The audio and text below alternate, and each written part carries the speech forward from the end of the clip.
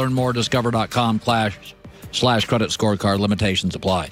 Our next guest is part of NBA history. In the history of the NBA, the greatest scoring duo off a bench is Montrezl Harrell and Lou Williams. Lou Williams is just crazy. He doesn't age. He found the basketball fountain of youth. The Clippers are one of the surprises of the NBA season. Our next guest is up for the most improved player. He was in that Chris Paul trade with the Rockets. He was a Rocket, came over to the Clippers, and has exceeded, I would imagine, all their expectations. A terrific young man, Montrezl Harrell. Let's bring him on the show from the Clips. Former Louisville Cardinal. You played with James Harden. You seem joyful. You seem happy to me. The Bob Marley shoes. You're playing for a team that's fun. I have an NBA scouting buddy. And I said, about 2 weeks ago, I said, tell me about the Clippers. He goes, hardest playing team in the league. Is it Doc Rivers? What is it? I mean, honestly, I think it's a combination of, everything. The front office, the guys that we have in the locker room, we play with the right spirit. And, it definitely starts with the front office with, Steve Ballmer, Doc, Jerry West, the guys that we have in the front office. And then it, comes down to the players and, me, Pat, Lou, Gallo, veteran guys. And, it goes with just the spirit and the flow of how we play, really. We just wanted to build this kind of mindset and just be these type of, hard-nosed, tough, competing team. Even in training camp is what we said. 16.7 rebounds. It's interesting. I've said this to Joy before. Fans don't understand what it's like to be traded. So if I work for a company and they're like, listen, we're trading you to this other company. And I'd be like, you don't love me? I work hard. When you got traded from the Rockets to the Clippers, is there part of you that's like, I thought I was your guy? What is it? Now, by the way, the Rockets were a good team. People thought they could win the championship. You think you're all in on this team. You go from Louisville. You're all ACC. You go to the Rockets. They tell you they love you. And then one day you wake up, you're out. Did it hurt? Not necessarily saying that it hurt. It definitely kind of came as a shock because, when it first, it's kind of crazy because the trade happened like twice. When it first came out, I wasn't a part of the deal. And then when it actually was finalized, I was. And, it was just kind of one of those things that I didn't really know. But at the same time, I just look at it as another opportunity because, at the same time, everybody in the NBA knows that they had the chance to be traded unless you're just one of those top-tier guys who kind of sets their destination, really, But other than that, everybody has the opportunity and the chance to be traded. You just got to understand and know that it comes with the game. It's really interesting. So you've had 3 high-profile coaches. You have Rick Pitino, defense, press, intense. Mm-hmm. And then you go to Mike D'Antoni, offense, right? Move the ball. Right. Then you go to Doc Rivers, and kind of a veteran guy, players like him, players coach. What does Doc do differently or that really connects with you? Because you're playing your best basketball of your life. Just the teaching, a lot of wisdom, because you have a coach that knows what it takes to get to that finals and also win that finals, So he definitely knows what he's talking about, but at the same time, he doesn't, take anything off one player. He doesn't, let any one player slide no matter who you are. So he's tough on people. Yeah, he doesn't care, who you are. He was in the locker room with his own son, and at the same time, you never really knew it was a father-son relationship. At the same time, it was coach-player, and that's when's the last time he barked at you? Last night. What did he yell at you? I had to toughen up. I kind of gave up 2-3 buckets in a row, and then after that, he yelled at you. Yeah. So it comes with the game. It comes with coaching, but that's what I want, man. I know somebody that's gonna, be there to coach me. I've been around coaches that's been that way my whole career. Definitely in Coach Pitino, because he's a barker. 100%. So I know how it goes. But that's what I want because it goes to show you that it's a coach that is not going to steer you wrong. When there's a lot of rumors about, free agents, you hear the Kawhi Leonard stuff, and LeBron lands with the Lakers. And, it's funny. You played with James Harden, and he was a star. Mm-hmm. And right now you're a team that people don't perceive as having a star, but a bunch of good players who play their butts off. Right. When you do play with a star like James Harden, is the locker room different? I would say it is, definitely, because, when you're going into the game with, that high caliber as a player, you almost kind of know who's going to be doing what on the floor. You know, as when you go into our locker room, you don't really know who's going to have a crazy night. Night to night. Yeah, and I think that's the best thing about us. You know, I think we more so look at it as a positive because when you're going into a game like we was with Houston 9 times, 10 times out of 10, you know, James is going to be the focal point. He's going to be the scouting report. He's going to be the guy that they're trying to take away. And then, you know, have guys on the team that's got to try to feed off of that. As far as us going into the locker room with the Clippers, you don't know who's going to have a big night. Lou Williams had a huge night the other night. Right. You had a 32-point night. Right. You don't know who you can take away. I mean, that's the best thing about it is because, you know, we are coming in with the right mindset, the right spirit, that we're going to play the right way, and we're just going to play Clippers basketball. So, Joey and I have been talking. There was an ugly incident between Russell Westbrook and a fan in Utah, and the NBA immediately say, and the Jazz, by the way, both said it was racial, he's out of the arena. I was critical of the NBA yesterday. I think they've sold too many seats next to you. In baseball and football, fans are away. In hockey, there's glass. Right. In the NBA, I mean, fans are on top of you. Right. And I think there should be, and the NBA years and years ago made a decision to push broadcasters upstairs and sell stuff right on the floor. That used to be, when you watch an old NBA game from the 70s and 80s, those seats were not taken. They were for ads. Right.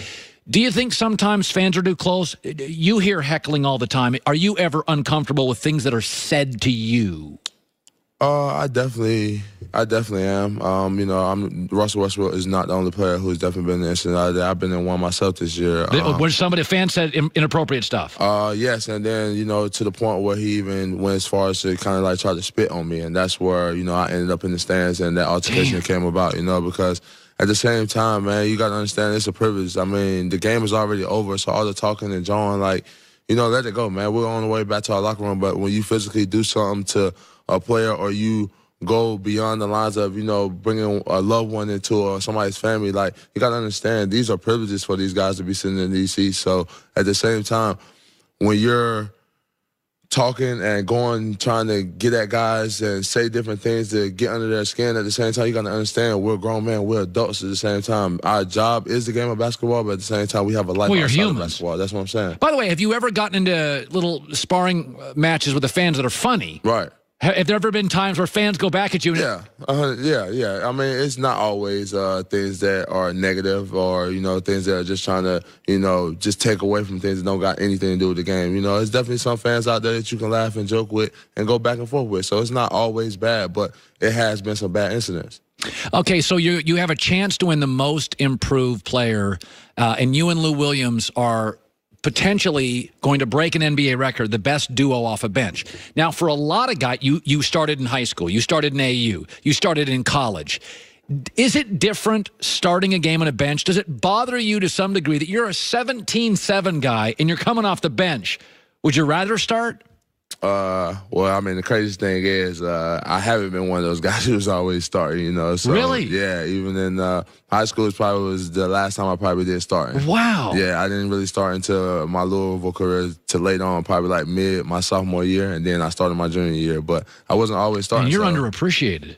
I mean, hey, you know, it comes with the game, man. I take it as a chip on my shoulder and use it every night I go out here and play, you know. So I've been in these positions before. I definitely think I learned a lot more how to deal with it with my teammate and Lou, because he's a guy who definitely been going to a lot of organizations and started. And oh, God, Lou Williams bounced around the league. He was on the Lakers not too long ago. They gave him up. Right. They would die for Lou Williams today. They gave him up on the Lakers. He came to us with Houston for like 2 months, and then he ended up out here in LA with me again, you know. So, he's crazy good. Yeah, and I definitely think it's a guy, like I said, who can definitely be on a team in the NBA and definitely be starting. But he's been playing that 6-man role coming off the bench, and, you know, he's thrived in it, honestly. So he's definitely given me a lot of key points on how to basically handle it as a pro. And, you know, it doesn't really matter on what time and point you go in the game, you know, or who starts out the game. At the same time, it's about doing anything you can just to put our team in position to win it. Well, you know what? It's a great message that you are an NBA player averaging 16.5 and 7 and have struggled to start since high school. That's a fantastic. Everybody thinks everybody's a superstar, and I love hearing stories like that. Oh yeah. And I even like the doc yelled at you, and you're okay with it. Yeah, I mean, it's all comes with the game, man. It's all a learning experience. Everything you go through, everything that you do in life, it's always taken as a learning experience. So I've been around a lot of coaches, a lot of players, a lot of learning situations that I can just apply into my life, and I've learned from them, and I just try to get better each day as a player, as a man, as a father. Great stuff, man. Yes, sir. Absolutely great meeting you. Thank you. Joy with the news. No. Turn on the news. This is the Herdline News. All right, James Dolan. Oh, boy. New York Knicks owner. Over the weekend, he had an exchange with a fan at Madison Square Garden who suggested that he sell the team. Dolan bans the fan from MSG because of the confrontation. And then he went on Yes Network, the Michael Kay show, and yesterday, and said he was very clear about his intention with the Knicks. No, I want to hear this. Just for the record, I am not selling the team, and I am not quitting, and neither is Steve, and neither is Scott, and neither are any of the players. We're going to keep coming there. We're going to keep playing. We're going to keep developing and working and doing what we think. And to be honest, most of the fans get it. Yeah, I think most of the fans are unhappy. That statement's a bit out of touch. I think he is. I listened to some of that interview yesterday, Joy. It is remarkable how small and petty he is. He's a billionaire. He owns the Knicks. He's had money his whole life. He there's an old saying, don't punch down in life. Like don't. You're a billionaire owner. This fan It's so out of touch. It's so. Now, he also said, in relation to the fan, about, people were talking about, is he going to relax and, figure it out that he shouldn't just be banning fans for suggesting that he sells the team. He said, what I was thinking was that we'd invite him back to the next game, take him back, have him meet the team and see what was going on. But now it's clear this whole thing was planned, and I can't see letting him back in. Would you like banning power? How do they know it's planned? What does plan mean? I don't know. If he planned on going to the game and telling Dolan that he should sell the team. God, I still think one of the worst things I've ever seen in sports is Charles Oakley getting into a fight with the Knicks security. It's one of the imagery. It hurt my sports soul to watch that. The imagery is terrible. Horrible to watch. And I think the lowest point of this whole Knicks saga. Very disappointing. All right, so the Browns pulled off a blockbuster trade yesterday, sending the 17th overall pick, third-round pick, and safety Jabril Peppers to the Giants for Odell Beckham Jr. And one player that is especially happy about it is his new teammate, Myles Garrett, defensive end. He went on NFL Network yesterday and talked about how excited he is for the upcoming season. There's going to be an offensive, high-flying, display on the other side of the ball. We can't wait to, get the ball back to them. Are you guys the team to beat in the AFC North this year? Absolutely. And I think, the tide is turned, and, we can't wait to get out there and prove it. I'm excited.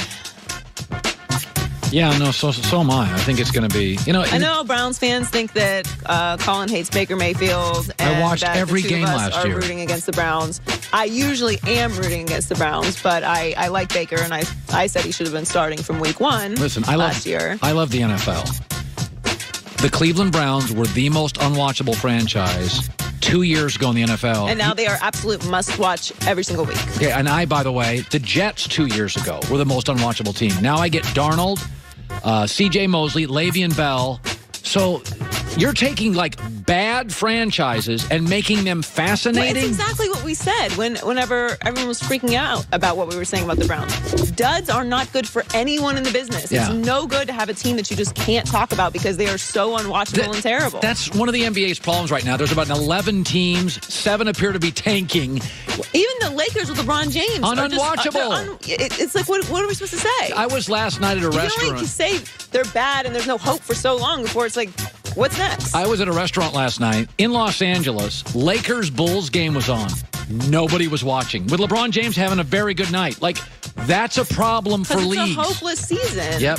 And there's nothing developing. It's great for the league. The Raiders, the Browns, the Jets are all must watch. Now who knows what's going to happen? Yeah, but who do how I care? How successful it's going to be, but yeah, I don't care. It's entertainment. They won't hurt my eyes. Right. Finally, the NBA announced that Westbrook has been fined $25,000 for his altercation with the fan. The fan was banned by the Jazz for life from the arena.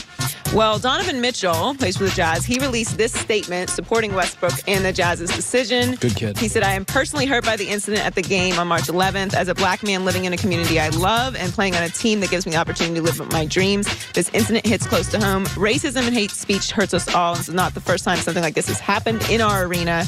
The Utah Jazz and I have come to love is welcoming and inclusive, and last night's incident is not indicative of our fan base. I want to thank my team and the NBA for quickly responding to this hateful incident and for helping make our arena a place where all fans and players are welcome. I join other players in calling for teams to take a stand. We should not be subject to hate speech or racist acts at any time, and definitely not in our arenas. So the good thing, or the positive thing that's come out of all of this is the NBA is now forced to take notice of the interactions that they're having with fans. Yeah. The players are being paid attention to when they say, hey, fans are too close to us, fans have too much freedom, fans are trying to spit on us or throw things at us or, saying incredibly racial, horrible things to us. So there needs to be some involvement from the NBA and security and from the arenas in this regard. I think it's better for everyone because it's as uncomfortable and horrible as it is for players. It's uncomfortable for everyone else sitting around them, too. Oh, it's awful. And who wants to be the person that gets involved in an altercation with another fan while you're out in a game trying to enjoy yourself? So the positive thing is that people are paying attention to it, realizing that this does actually happen, and it's not just people making it up, and, something can be done about it. Good stuff. Joy with the news. Well, that's the news. And thanks for stopping by. The Herd Line News. I did an event about 6 weeks ago with Donovan Mitchell and the Utah Jazz. Quinn Snyder and Donovan Mitchell. Donovan's a great kid.